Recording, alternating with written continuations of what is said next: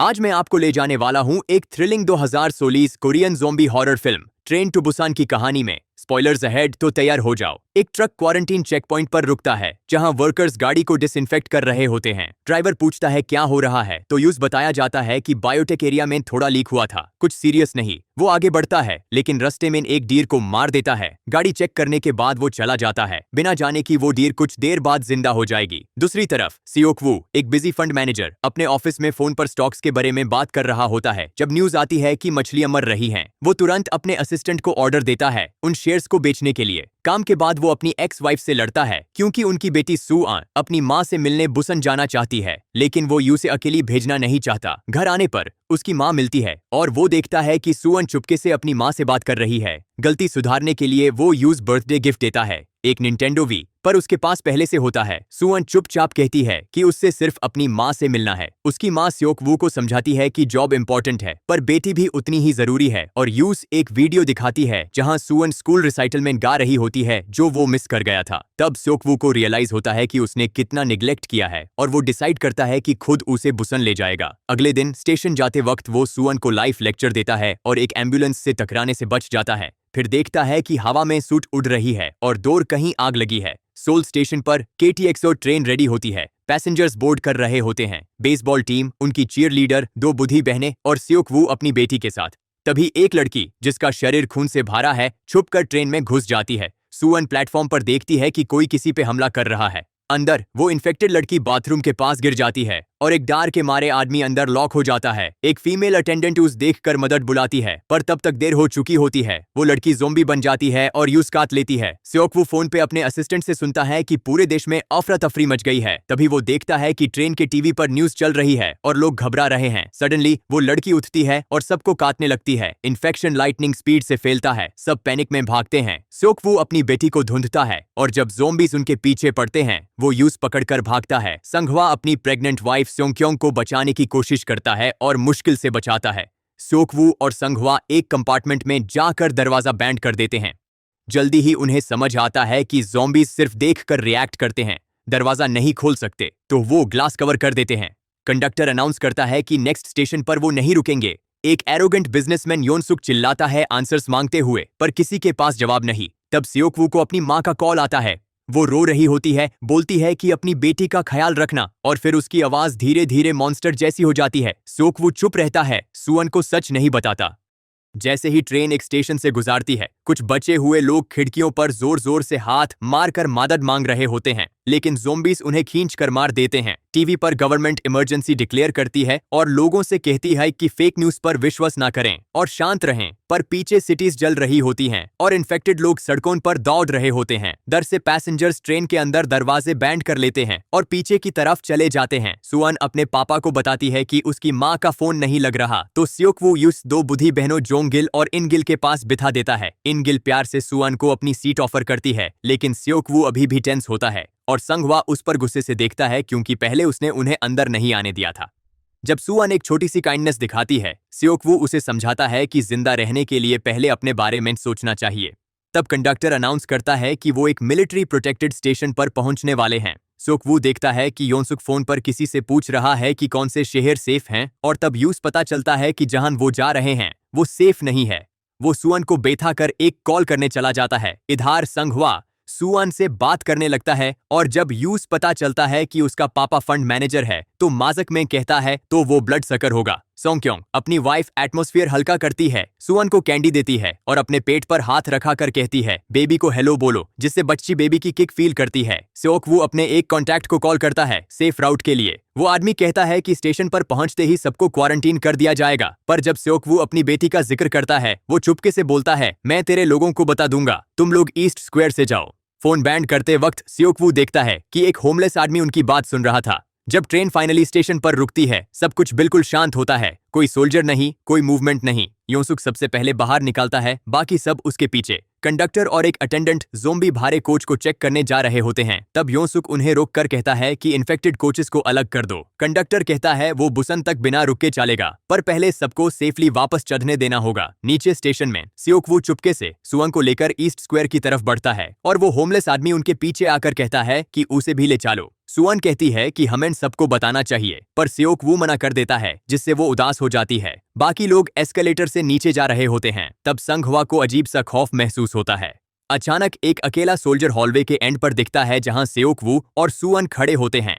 Homeless आदमी उसके पास भागता है और सियोक-वू उसके पीछे जाता है, पर जैसे ही मैं ग्रुप नीचे पहुंचता है, उन्हें सच समझ आता है। पूरा मिलिट्री यूनिट ज़ोंबी बन चुका है। ज़ोंबीज दौड़कर पैसेंजर्स पर टूट पड़ते हैं। संघवा तुरंत अपनी वाइफ को खींचकर ऊपर ले जाता है। सियोक-वू का फोन बजता है। उसका कांटेक्ट बोलता है कि उसके लोगों से कनेक्शन कट गया है और तभी एक ज़ोंबी सोल्जर पर हमला करता है। होमलेस आदमी गिर जाता है और ज़ोंबीज उस पर टूट पड़ते हैं। सियोक-वू वापस सुअन के पास दौड़ता है, जो मुश्किल से बचती है, और तब संघवा उसकी मदद करता है। सोंगक्योंग सुअन का हाथ पकड़कर भागती है। बच गए बेसबॉल प्लेयर्स ट्रेन का दरवाजा खोलकर उनका इंतजार करते हैं। सियोक-वू एक ज़ोंबी से लड़ते हुए आता है और होमलेस आदमी अपनी जान जोखिम में डालकर उनकी मदद करता है। संघवा दरवाजा खोलकर उन्हें अंदर खींच लेता है और सब मिलकर यू से बैंड करते हैं। जब ज़ोंबीज ग्लास पर टकरा रहे होते हैं, सोंगक्योंग देखती है कि पीछे पूरी ट्रेन पर ज़ोंबीज छा गए हैं, पर रुकने का वक्त नहीं। वो सुअन के साथ भागती है। जब ब्रोकन विंडोज से ज़ोंबीज अंदर घुस रहे होते हैं, एक टूट चुकी ज़ोंबी जोंगिल पर गिरती है पर हिला नहीं पाती। तब सोंगक्योंग और सुअन यूस खींच कर ले जाते हैं।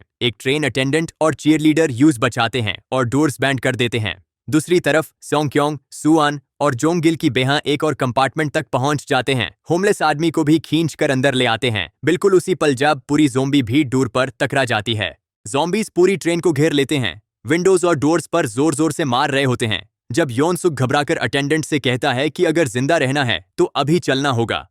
चीयरलीडर रोकर कहती है कि हम अपने दोस्तों को बाहर नहीं छोड़ सकते, लेकिन डर के मारे अटेंडेंट कंडक्टर को कॉल करके कहता है ट्रेन चला दो। उधर संघवा लास्ट डोर लॉक कर रहा होता है। तभी ग्लास टूट जाता है और ज़ोंबीज का तूफान अंदर आ जाता है। सब लोग कॉरिडोर में भागते हैं, ज़ोंबीज उनके बिल्कुल पीछे। जैसे ही ट्रेन चलती है, वो प्लेटफॉर्म के स्टेयर्स से दौड़ते हुए ट्रेन तक पहुंचने की कोशिश करते हैं, लेकिन 2 बेसबॉल प्लेयर्स ज़ोंबीज के हाथ लग जाते हैं और मर जाते हैं। लास्ट प्लेयर शॉक में खड़ा रह जाता है जब तक सियोक-वू उसका हाथ पकड़कर यूस खींच के ट्रेन के अंदर नहीं ले आता। संघवा अपनी ताकत से ज़ोंबीज से लड़ता है, बटन और शील्ड से उन्हें रोकता हुआ ट्रेन में घुस जाता है। कंडक्टर कंट्रोल सेंटर को रेडियो पर कॉल करता है और सेफ रूट मांगता है, जहां से यूस डायरेक्ट बुसान तक जाने का ऑर्डर मिलता है। दूसरी तरफ सोंगक्योंग और उनके साथ वाले 2 ज़ोंबी भरे कोचेस के बीच फंस जाते हैं।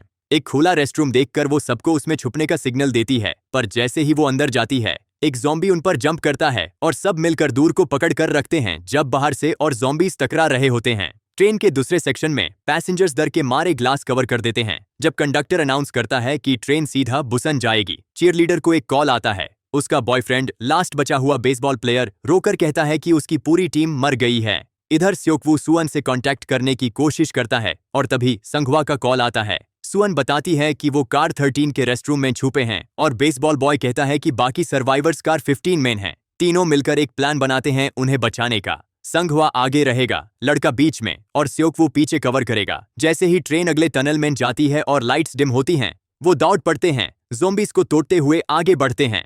संघवा अपनी खाली हाथों से ज़ोंबीज को मरता है। सियोक-वू भी पूरी शिद्दत से लड़ता है और लड़का बट घुमाकर मार रहा होता है। सब एक टीम की तरह लड़ रहे होते हैं। अगला कोच पूरी तरह ज़ोंबी बेसबॉल प्लेयर्स से भरा होता है। लड़का अपने पुराने टीममेट्स को देखकर जम जाता है, लेकिन संघवा यूस हटाकर खुद फाइट में घुस जाता है। सियोक-वू एक बट उठाता है और उसके साथ मिलकर लड़ता है, पर ज़ोंबीज ज्यादा हो जाते हैं। तब ट्रेन फिर एक टनल में घुस जाती है, अंधेरा छा जाता है और ज़ोंबीज रुक जाते हैं। सियोक-वू फ्लोर पर बट मारकर उनका ध्यान अपनी तरफ खींच लेता है और सब चुपके से निकाल जाते हैं। जैसे ही लाइट वापस आती है, वो अगला दूर तोड़ कर निकाल जाते हैं और मुश्किल से बचते हैं। बीच में रुककर सियोक-वू एक नया प्लान बनाता है। जब अगला टनल आएगा, वो अपने फोन्स का यूज डिस्ट्रैक्शन के लिए करेंगे।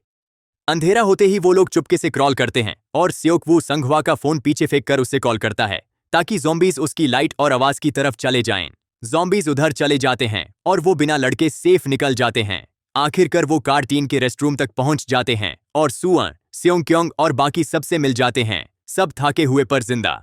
बेसबॉल प्लेयर एक और रेस्टरूम ढूंढता है सेफ्टी के लिए और जब ट्रेन नेक्स्ट टनल में जाती है, सब उसमें छुप जाते हैं। स्योकवू टनल्स का टाइम कैलकुलेट करता है और लड़का अपनी गर्लफ्रेंड को टेक्स्ट करता है कि वो सब जिंदा हैं। उसके मैसेज पर वो रोकर मुस्कुराती है और बाकी लोगों को बताती है, जिससे थोड़ी सी उम्मीद फिर से जिंदा हो जाती है। यौनसुक तुरंत नए लोगों को अंदर आने से मना कर देता है, कहता है कि वो इन्फेक्टेड हो सकते हैं और बाकी पैसेंजर्स भी मजबूरी में उसकी बात मान लेते हैं। सोंगक्योंग अटेंडेंट से हेल्प मांगती है उन्हें कन्विंस करने के लिए, पर वो भी यौनसुक का साथ देकर उनसे मुंह मोड़ लेता है। जब ट्रेन एक और टनल में जाती है, तब स्योकवू का ग्रुप फाइनली टॉयलेट से बाहर निकालता है और समझता है कि उन्हें अभी एक और ज़ोंबी भरे कोच से गुजरना है। वो लोग चुपके से ऊपर के लगेज रैक्स पर चढ़ जाते हैं और अंधेरे में धीरे धीरे रस्ती बढ़ते हैं। स्योकवू ज़ोंबीज का ध्यान भटकाता है ताकि बाकी सब सेफली नेक्स्ट कोच में घुस सकें। तभी होमलेस आदमी फिसल कर गिर जाता है और स्योकवू उसकी मदद करने वापस जाता है। जैसे ही ट्रेन टनल से बाहर निकलती है, रोशनी आ जाती है और ज़ोंबीज उन्हें देख लेते हैं। स्योकवू काउंट करके भागने के लिए रेडी होता है, पर होमलेस आदमी गलती से एक सोडा कन कुचल देता है और सारे ज़ोंबीज उनकी तरफ दौड़ पड़ते हैं। मुश्किल से वो लोग दूर तक पहुंचते हैं, पर संघवा पीछे रुककर दूर पकड़ता है जब एक ज़ोंबी का शरीर फ्रेम में अटक जाता है। बेसबॉल प्लेयर अपनी गर्लफ्रेंड को कॉल करता है मदद के लिए, पर वो कुछ नहीं कर पाती क्योंकि योनसुक और बाकी लोगों ने डोर सील कर दिया होता है। स्योकवू और संघवा मिलकर डोर संभालते हैं, जबकि लड़का दूसरी साइड से डोर तोड़ने की कोशिश करता है। इस बीच एक ज़ोंबी संघवा को काट लेता है। अंटमैन वो डोर तोड़कर खोल लेते हैं और लड़का सबको खींचकर अंदर लाना चाहता है, पर योनसुक रास्ता ब्लॉक कर देता है और कहता है उन्हें अंदर नहीं आने देना। दोनों तरफ के सर्वाइवर स्ट्रगल करते हैं जब संघवा थाका हुआ और खून में डूबा अपनी वाइफ को कहता है पीछे हट जाओ। वो स्योकवू की तरफ देखता है और बोलता है मेरी वाइफ का ख्याल रखना, फिर खुद को ज़ोंबीज के हवाले कर देता है ताकि बाकी बच सकें। स्योकवू सोंगक्योंग और सुआन को खींचकर अंदर लाता है और दूर बैंड कर देता है, पर इनगिल समय पर नहीं आ पाती। गुस्से और दुख से स्योकवू योनसुक पर टूट पड़ता है और यूज गाली देता है, लेकिन योनसुक उल्टा चिल्लाता है कि स्योकवू खुद इन्फेक्टेड है। डर के मारे पैसेंजर्स कहते हैं कि उन्हें वेस्टिबुल में चले जाना चाहिए। होमलेस आदमी उन्हें लीड करता है। चीयर लीडर भी उनके साथ हो जाती है और अपने बॉयफ्रेंड के पास चली जाती है क्योंकि वो क्रूल पैसेंजर्स के साथ नहीं रहना चाहती। सोंगक्योंग सुअन से कहती है चलो हम भी चलते हैं, और स्योकवू चुपचाप फॉलो करता है। जैसे ही वो बाहर निकालते हैं, दूसरे पैसेंजर्स डोर सील कर देते हैं और उन्हें बीच में ट्रैप कर देते हैं। अंदर जोंगिल अपनी ज़ोंबी बनी बहन को ग्लास के उस पार देखती है और दिल टूट कर दूर खोल देती है, जिससे सारे पैसेंजर्स पर ज़ोंबीज टूट पड़ते हैं और सब मर जाते हैं। उधर कंडक्टर बुसान से कांटेक्ट करने की कोशिश करता है, पर कोई जवाब नहीं मिलता। बस जलती हुई सिटी दिखाई देती है। एक शांत पल में स्योकवू अपनी बेटी से कहता है कि वो यूस उसकी माँ के पास ले जाएगा बर्थडे के लिए। तभी उसका असिस्टेंट कॉल करता है और बताता है कि बुसन अभी भी सेफ है, पर साथ ही सच बताता है ये वायरस उनकी ही बायोटेक कंपनी से शुरू हुआ था। ट्रेन रुक जाती है क्योंकि ट्रैक पर एक व्रेक्ड ट्रेन लगी होती है और कंडक्टर अनाउंस करता है कि वो एक और ट्रेन ढूंढ कर सबको बुसन ले जाएगा। किसी तरह योनसुक और अटेंडेंट भी बचे होते हैं रेस्टरूम में छुपे हुए। कंडक्टर एक और ट्रेन चेक करता है, पर वो ज़ोंबीज से भारी होती है। तब तक वो एक खाली ट्रेन ढूंढ लेता है और यूज स्टार्ट करता है।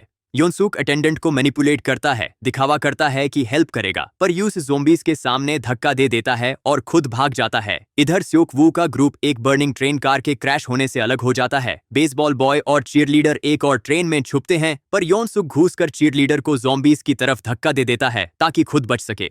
लड़का ज़ोंबी को मार देता है, पर चीयरलीडर उसके बाहों में ही यूज काट लेती है। दोनों एक ट्रेजिक एंड पाते हैं। दूसरी तरफ स्योकवू, सोंगक्योंग, सुआन और होमलेस आदमी एक डिरेल्ड कोच के नीचे फंसे होते हैं जहां ज़ोंबीज घुस रहे होते हैं। योनसुक कंडक्टर को एक ट्रेन चलाते हुए देखता है और मदद मांगता है, पर जब कंडक्टर यूज खींचकर अंदर लाने लगता है, वो यूज छोड़कर मरने देता है। स्योकवू मुश्किल से एक रास्ता खोलकर सबको बाहर निकालता है, पर पीछे जमीन टूट जाती है और ज़ोंबीज विंडो तोड़कर आ रहे होते हैं। तब होमलेस आदमी बहादुरी से पीछे रुक जाता है उन्हें रोकने के लिए, जबकि स्योकवू सोंगक्योंग और सुअन को खींचकर सेफ्टी तक ले जाता है। वो लोग मूविंग ट्रेन के पीछे दौड़ते हैं। पीछे एक मैसिव ज़ोंबी स्वॉर्म होता है। जैसे ही वो लास्ट कार पर जंप करते हैं, पीछे से हजारों ज़ोंबीज चिपक जाते हैं। उनका वेट कार को स्लो कर देता है। तब स्योकवू उन्हें किक और फाइट करके होर्ड को शेक ऑफ कर देता है। अंदर जाके वो कंडक्टर ढूंढते हैं, पर ड्राइवर्स कैबिन में योनसुक आधा मुड़ के पड़ा होता है। वो डिलीरियस होकर कहता है कि यूं से घर जाना है, फिर पूरा मुड़ के उन पर लंजेस करता है। स्योकवू उससे रेस्टल करता है और सोंगक्योंग हेल्प करने की कोशिश करती है। स्ट्रगल के दौरान योनसुक स्योकवू का हाथ काट लेता है। स्योकवू ग्रिम रिजॉल्व के साथ योनसुक को खुद से चेन कर देता है और मूविंग ट्रेन से फेंक देता है। फिर रियलाइज करता है कि खुद का इन्फेक्शन फेल रहा है। वो सोंगक्योंग और सुअन को कंट्रोल रूम में ले जाता है, ट्रेन को ब्रेक करना दिखाता है और जेंटली अपनी बेटी से कहता है कि वो सोंगक्योंग के साथ बुसन जाए। सुअन रोते हुए उसे चिपकती है और जाने से इनकार करती है, पर स्योकवू खुद को अलग करता है और ट्रांसफॉर्मेशन से पहले जंप करता है। बाहर तेज हवा में खड़ा होकर वो अपनी न्यूबॉर्न डॉटर को पहली बार पकड़ के याद करता है, एक फाइनल शांति का पल। फिर ट्रेन से जंप करके मर जाता है। ब्रेक्स लगते हैं और ट्रेन एक मिलिट्री ब्लॉकार्ड के पास रुक जाती है। सोंग क्योंग और सुअन डिब्रिस और बॉडीज के बीच से वॉक करते हुए एक डार्क टनल की तरफ जाते हैं। वहां सोल्जर्स गन्स उठाए वेट कर रहे होते हैं, अनश्योर की अप्रोचिंग लोग इन्फेक्टेड हैं या नहीं। शूट का कमांड दिया जाता है, पर फिर टनल मैन सुअन अपना रिसाइटल सॉन्ग गाना शुरू कर देती है। उसकी धीरे धीरे और ट्रेम्बलिंग आवाज एको करती है। सोल्जर्स समझ जाते हैं कि वो सर्वाइवर्स हैं, अपने वेपन्स नीचे कर देते हैं और रिपोर्ट भेजते हैं। टनल से 2 सर्वाइवर्स आ रहे हैं,